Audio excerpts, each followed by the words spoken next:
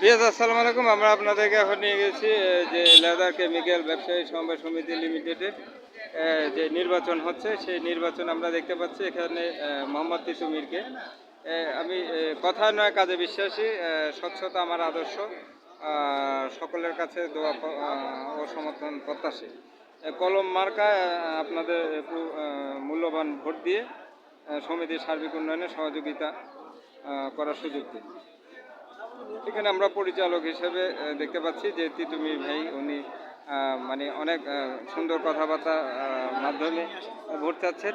আমার ওনার কাছের কিছু ব্যক্তির সাথে আমরা কথা বলতে চাই। আমরা দেখতে পাচ্ছি ভাই একটা কথা বলছে, সেটা হচ্ছে যে উনি আমি কথায় নয় কাজে বিশ্বাসী এবং স্বচ্ছতা আমার আদর্শ এবং সকলের কাছে দোয়া সমর্থন প্রত্যাশী। আর কলম দ্বারা আসলে অনেক কিছু লেখা যায়, লেখার বিষয়টি যেটি পড়ার বিষয়টি আমরা বই দেখেছি, এখন কলমও দেখেছি।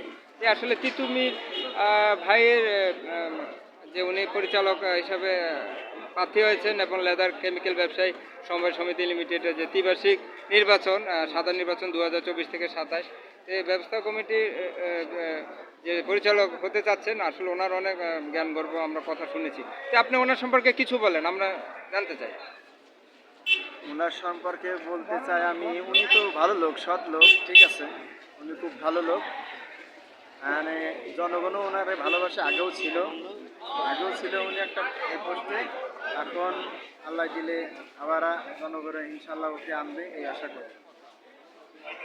আসলে মানে কথায় উনি কথায় না কাজে বিশ্বাসী, যা দেখতে পাচ্ছি আপনারা ওনার সাথে আছেন, ওনার পক্ষে কাজ করছেন, এটাই হচ্ছে আসলে সফলতা।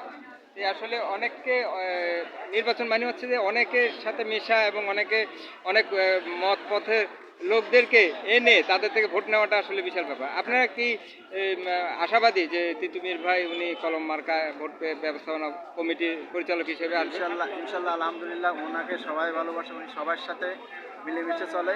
ইনশাল্লাহ আমরা আশাবাদী, আমরা ইনশাল্লাহ জয়ী হব।